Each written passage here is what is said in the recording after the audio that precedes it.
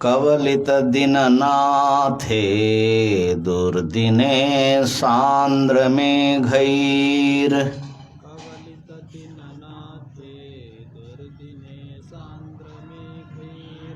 व्यथयति हिमझञ्झा वायुरुग्रो यथैतान्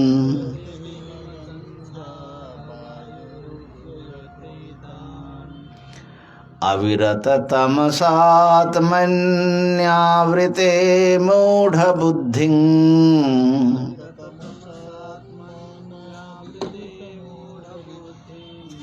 क्षपयति बहुदुःखैस्तीव्रविक्षेपशक्तिः।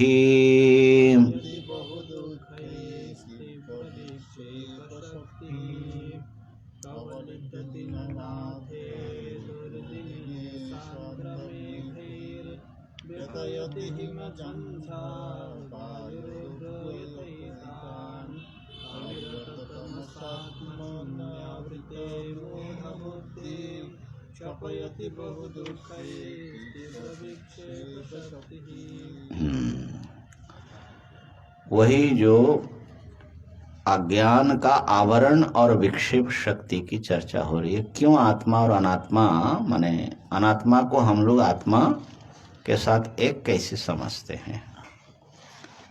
तो एक तो आत्मा के स्वरूप को आवृत कर देती है अज्ञान, और फिर जो है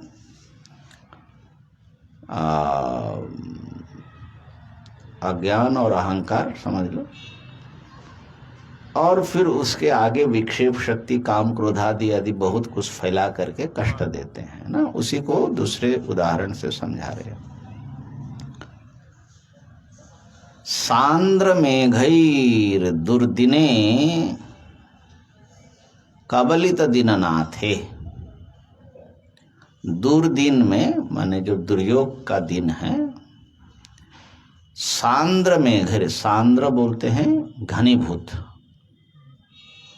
मेघ के द्वारा, दीननाथ सूर्य का नाम है, कवलित दीननाथ है। उसको जब वो अपने कवल में माने ग्रास में ले लेते हैं अर्थात ढक देते हैं, तब क्या होता है? हिम झंझा उग्रो वायु, उग्रो हिम झंझा वायु, बड़े प्रबल हिम जो माने बर्फीला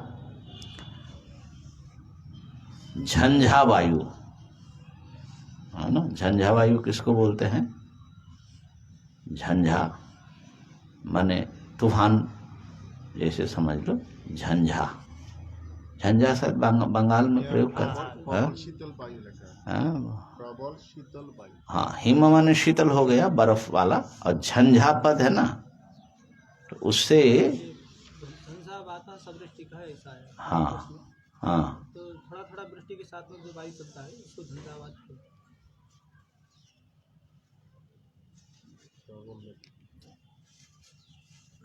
झंझावात,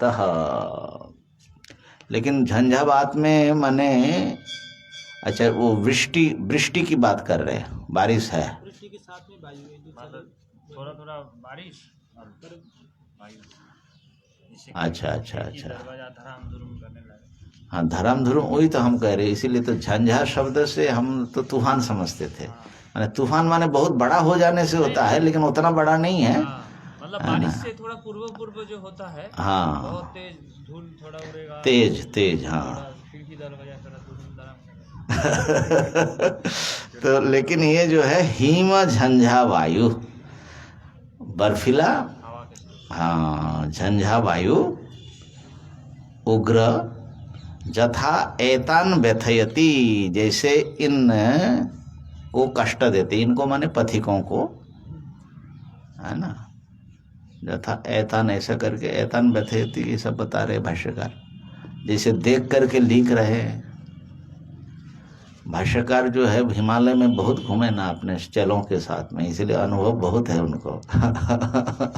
है ना। तो हो सकता है कि वो किसी झंझा वायु जब चल रहा था उस समय लिखाई पढ़ाई उनकी सब विवेक चूड़ामणि बन रही होगी ना, तो आश्रय लिया, फिर वो बता रहे देखो ऐसे जैसे होता है ऐसे ही होता है। एतान करके प्रत्यक्ष दिखा रहे। एतान माने पथिकान, व्यथयति माने व्यथा देते हैं, कष्ट देते हैं। ये उपमा हो गई, ठीक है। घना मेघ के द्वारा दुर्दिन में सूर्य कवलित हो जाने पर उग्र शीतल बर्फीला झंझावात जैसे पथिकों को कष्ट देते हैं, ये उपमा है। ऐसे ही तथैव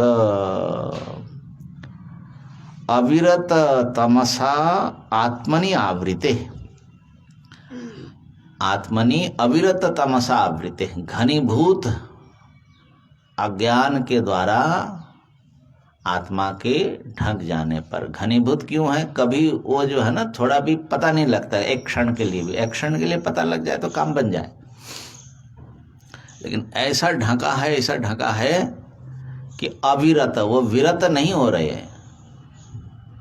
अच्छा, कभी कभी जो है कई दिनों तक चलता है ना ऐसा, जैसे अभी तो सूर्य भगवान आज दर्शन दे दिया, लेकिन कई बार 5-7 दिन तक ऐसे ही चलता है वेदर, है ना।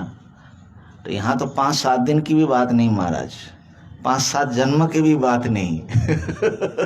तो अविरत तमसा, तम के द्वारा आत्मनि आवृते, आत्मा आवृत हो जाने पर तीव्र विक्षेप शक्ति ही, वो जो तीव्र झंझावात के समान विक्षेप शक्ति है, बहु दुखई ही, अनेक प्रकार के दुखों के द्वारा मूढ़ बुद्धि क्षपयति, मूढ़ बुद्धि को क्षपण करता है, क्षीण करता रहता है, माने कष्ट देता रहता है। ठीक हो गया ना। तो आवरण शक्ति से, आत्मा ढक जाने से विक्षेप शक्ति प्रबल होकर के नाना प्रकार के हम लोगों को कष्ट देती हैं। एताभ्यामेव शक्तिभ्यां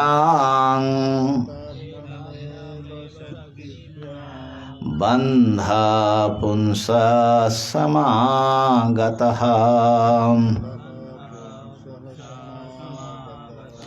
याभ्यां विमोहितो देहं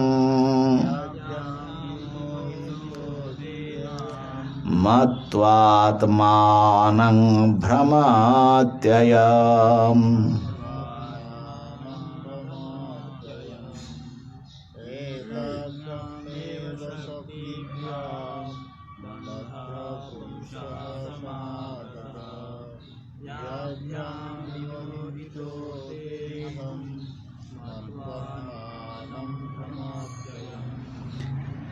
एताभ्याम शक्तिभ्याम एव,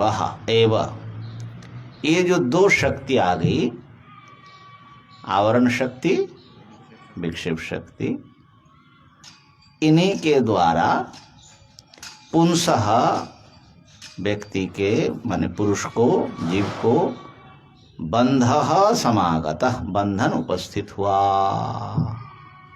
बंधन के हेतु बता दिया, अज्ञान के आवरण और विक्षेप शक्ति। याभ्याम विमोहितः, जिन दो शक्तियों से विमोहित, विमुग्ध होकर, विवेक ज्ञान खो करके ये पुरुष व्यक्ति, अयम देहम आत्मानं मत्वा, देह को ही आत्मा मान करके भ्रमति, भटकता रहता है। ठीक है ना, ये बड़ा स्पष्ट ही है। आवरण और विक्षेप शक्ति, इन दोनों के द्वारा बंधन, व्यक्ति बंधन में पड़ा, उसी से विमोहित होकर के वो देह को आत्मा मान करके भटकता रहता है जन्म जन्मांतर। बीजं संसृति भूमि जैसे तु तमो देह, अच्छा इसको जो है महिम्न के छंद में पढ़े। बीजं संसृति भूमि जैसे तु तमो देहात्मधीरं कुरो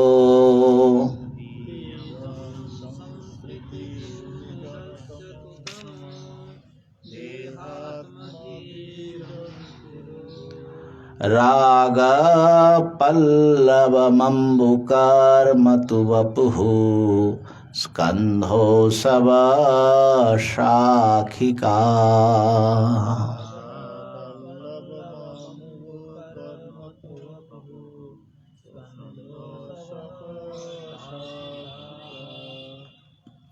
अग्राणा क्या है? अग्राणीन्द्रिय संहतिश्च विषया पुष्पाणि दुःखं फलम्।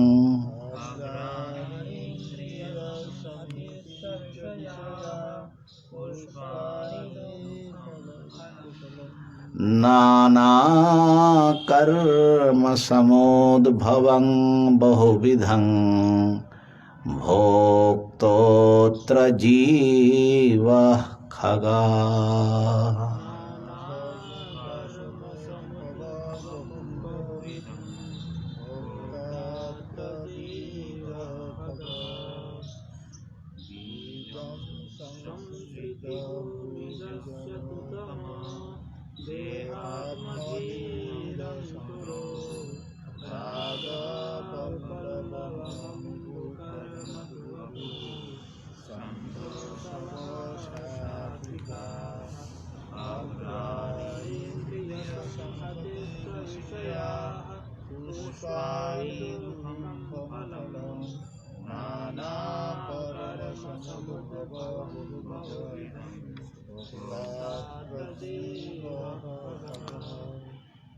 अब ये जो बंधन में पड़ा, ये बंधन मजबूत कैसे हो गया? वो पूछा था ना शिष्य ने, कथम प्रतिष्ठा से, बंधक की प्रतिष्ठा जो है ये मजबूत इतने दिनों से चल रहा है, इसका क्या प्रतिष्ठा है?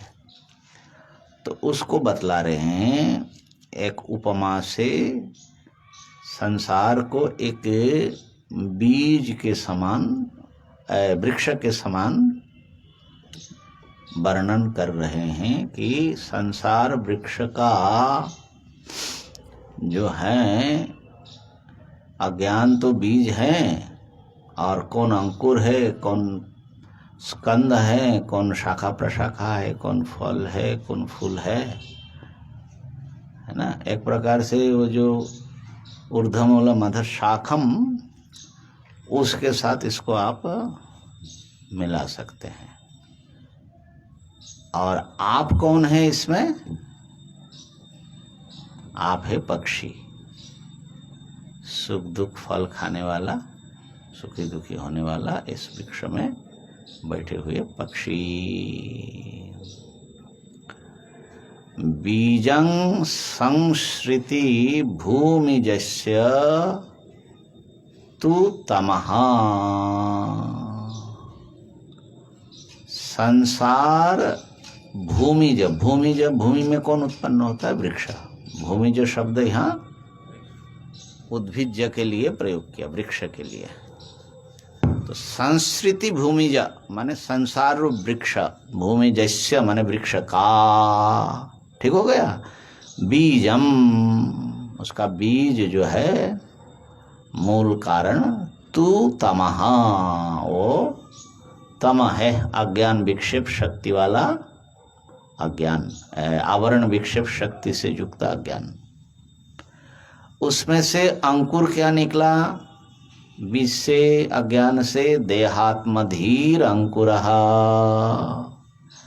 देह में जो आत्माभिमान है, अहम बुद्धि है, अनात्मा में जो आत्माध्यास है, वो उसका अंकुर है। और उसमें पल्लवम रागः, जो पल्लव, पल्लव जानते हैं ना क्या है? पत्ते, पल्लव जो हैं पत्ते हैं। और खास करके पल्लव जो है ना, नवीन जो पत्ते हैं, नए पत्ते जो थोड़ा लाल लाल होता है ना, तो उसका रंग भी लाल लाल है, राग भी ऐसा ही। राग शब्द भी रक्त अर्थ में ही होता है। तो इसलिए रागः पल्लवम, आसक्ति जो हमारी है ना संसार में, देह आदि में, वही समझ लीजिए इस वृक्ष के पत्ते हैं। पत्ते जितने होंगे उतना ही वृक्ष मजबूत होता जाएगा ना। कहा कि लेकिन पानी डालेगा कौन वहां, कौन से पानी पे, उसको तो जल चाहिए निरंतर वृक्ष को पीने के लिए। अम्बुतु कर्म, ये जो हम पाप पुण्य कर्म करते रहते उसमें पानी डालते रहते हैं, जल। और कहा कि फिर इसके जो हैं स्कंध, स्कंध माने अरे वो कंद वृक्ष का, डाली नहीं डाली नहीं, तना जो मुख्य जो उसका वो होता है उसको स्कंध बोलते हैं। तो स्कंधो असव स्कंध वपुहु, शरीर जो है ये जो स्थूल शरीर है ना, यही उसके मध्य भाग है। और असव शाखिका, और जो असु माने प्राण हैं वही इसकी शाखाएं हैं। इस शरीर में प्राण चलता है ना, पंच प्राण। अग्रणी इंद्रिय संहतिश्च, और इंद्रियों के जो समुदाय हैं ज्ञानेन्द्रिय कर्मेंद्रिय, ये सब इन शाखाओं के अग्रभाग है। वृक्ष में जो शाखाओं से प्रशाखाएं निकलती है ना, वो अग्रभाग। और पुष्पाणि विषयाः, जो रूप रसादि ये सब पुष्प माने विषयों का अनुभव है, वो सब समझ लो पुष्प के समान हैं। फलं दुखम, फल जो हैं, इसमें कौन से फल भोगते हैं हम लोग?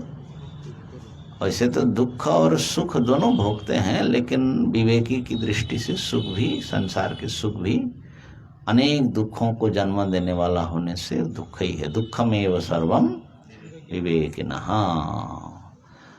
वो दुखों का विशेषण नाना कर्म समुद्भवम, नाना कर्म समुद्भवम और बहुविधम दुखम, नाना प्रकार के कर्मों से उद्भूत और नाना प्रकार के दुख है। दुख भी कितने प्रकार के हैं भैया, माने जब संसार में थोड़ा अनुभव होता है ना, तब पता लगता है कितने कितने प्रकार के दुख हैं। अभी तो हम लोगों की माने आप लोग जो बच्चे हैं अभी हमारी दृष्टि में, उनका तो कल्पना में भी नहीं आता है, लेकिन लोग आकर के जब सुनाते हैं तब पता लगता है कितने कितने प्रकार के दुख हैं। बहुत प्रकार के दुख है ना। और अनुभव से ही समझ में आएगा, ऐसे ऐसे दुख बता रहे हैं।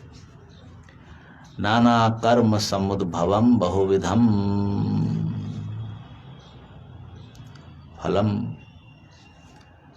ये दुख जो हैं अनेक प्रकार के हैं।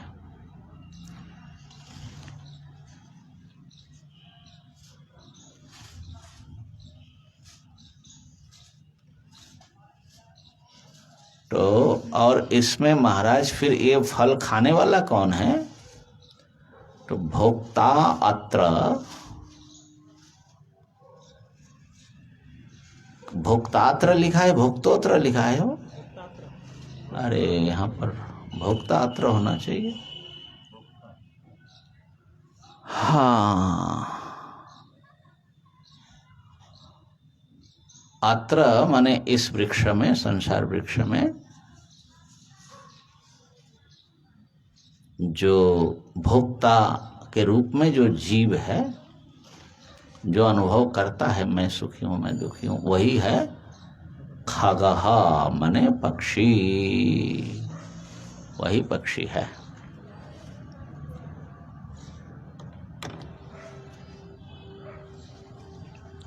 ये जो है वृक्ष की उपमा हमारे शास्त्र में पक्षी की उपमा आत्मा के लिए, संसार की उपमा वृक्ष के लिए या देह के लिए, ये बहुत पुराना है।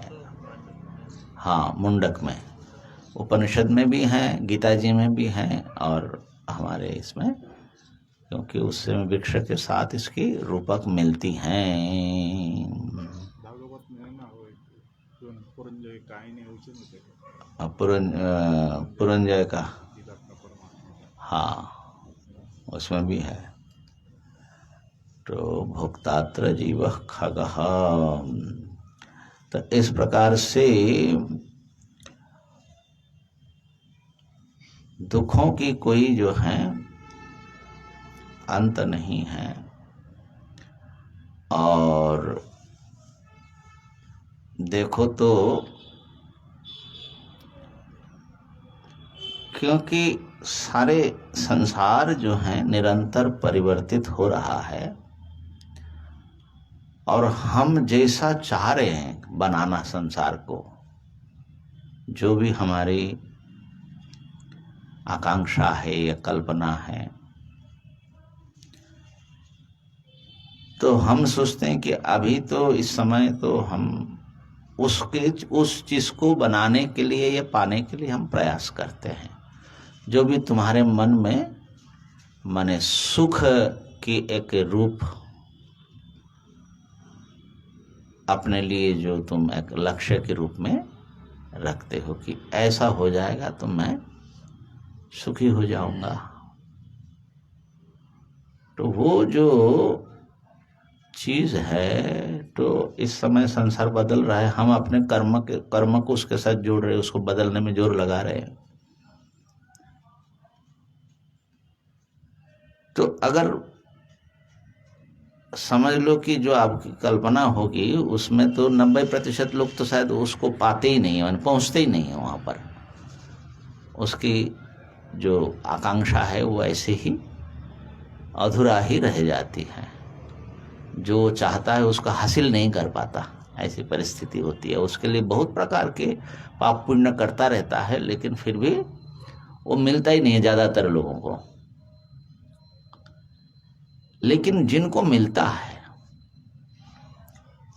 मान लो हम पहुंच गए, तो बहुत लोगों को मिलने के बाद जो है फिर उसके आशा भंग हो जाता है। माने अरे जैसे ओलंपिक वाला बताया था, ओलंपिक वाला क्या बताया था? ये उनका गोल होता है जो ओलंपिक में गोल्ड मेडल मिलना, हाँ जिंदगी भर उसमें लगाया, हाँ गोल्ड मेडल मिल गया, फिर वो बहुत विषाद में चला जाता है। हाँ, मेडल मिलने के बाद जो है और फिर क्या आगे क्या करे, फिर है ना? विषाद में जाते, ड्रग्स लेते। हाँ, तो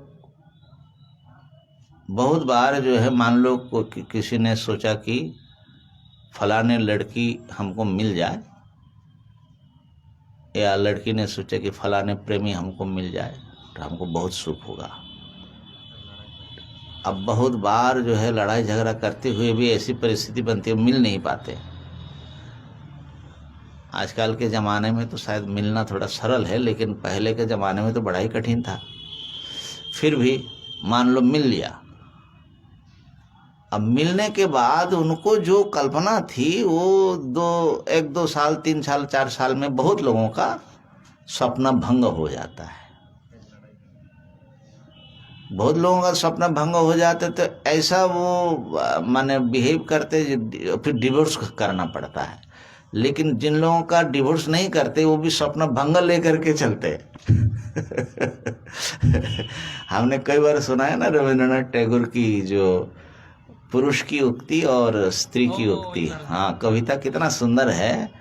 तो स्त्री बहुत शिकायत करती है कि तुम हमसे इतना प्रेम करते थे, इतना सब हमारे आने के लिए तुम जो है व्याकुल रहते, आजकल मैं आती जाती हूँ तुम ख्याल नहीं रखते हो, क्या हो गया? तो पुरुष भी कह रहे कि हाँ उस समय तो मैं बहुत, तुम तो देवी जैसे दिखाई पड़ रही थी। अब मुझे जो है पता लगा कि कोई देवी देवता नहीं होते तो इसीलिए वो चीज तुम मत मांगो, अब आओ दोनों मिल करके जो है अपने जिंदगी बिता दे है ना। अच्छा, ये तो माने हुआ कि मिलने के बाद आशा भंग हुआ। अच्छा, मान लो मिला और आशा भी भंग नहीं हुआ, वो बहुत सुख में है। लेकिन संसार का नियम बाबा ऐसा है कि वहाँ ज़्यादा दिन एक ही परिस्थिति रहेगी नहीं। तुम्हारा शरीर बदलेगा, तुम्हारा मन बदलेगा, तुम्हारी परिवेश बदलेगी, समाज बदल जाएगा, है ना। अब वही जो हम कल कह रहे थे कि भाई निवेदिता की वो जो बौद्धों का, हाँ, नगरी, इतना सुंदर लेख है। कैसे भगवान बुद्ध के ज़माने में एक एक जनपद जो है, बड़े बड़े उस समय जो जनपद थे, अब पाटलिपुत्र, और अशोक के ज़माने में बहुत बौद्ध संघ बहुत फला फूला ना। भुवनेश्वर के पास कोई धौलीगिरी के पास है।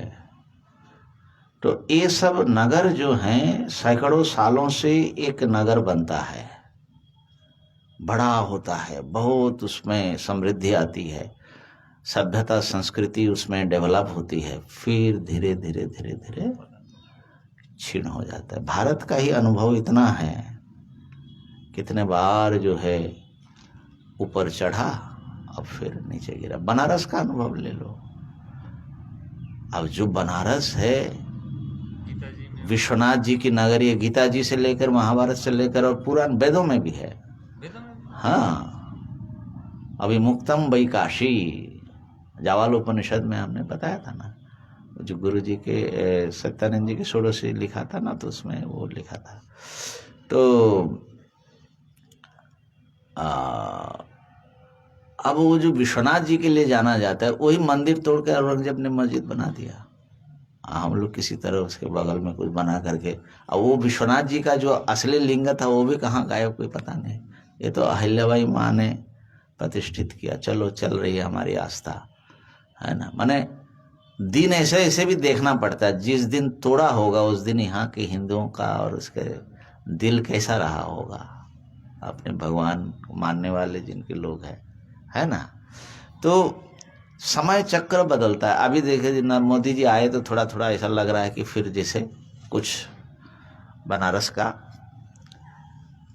गौरव कुछ पुनरुद्धार करने के प्रयास हो रहा है।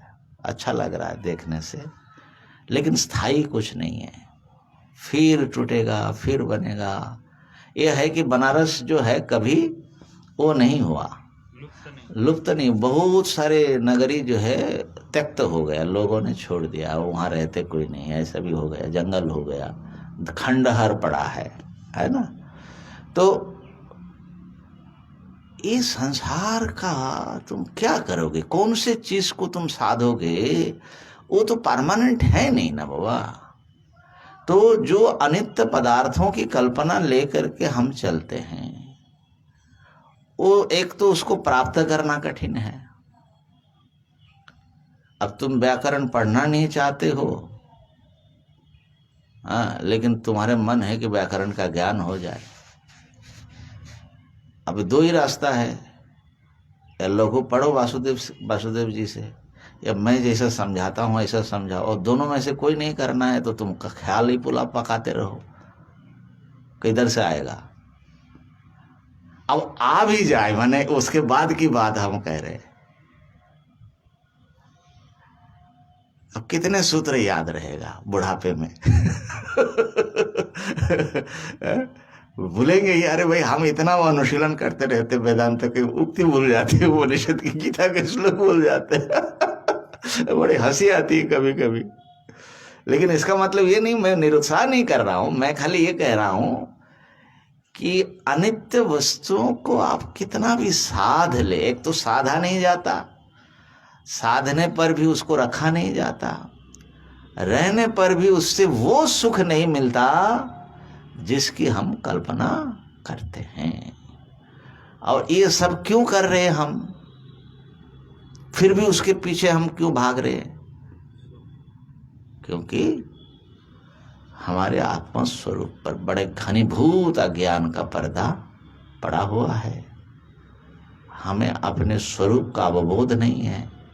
अनात्मा को हम आत्मा समझ करके, चाहे अंतःकरण हो चाहे शरीर हो, हम जो है इस संसार में लगे हुए हैं, इस वृक्ष में फंसे हुए हैं, सुख दुख भोग कर रहे हैं। ओम पूर्णमदः पूर्णमिदं पूर्णात् पूर्णमुदच्यते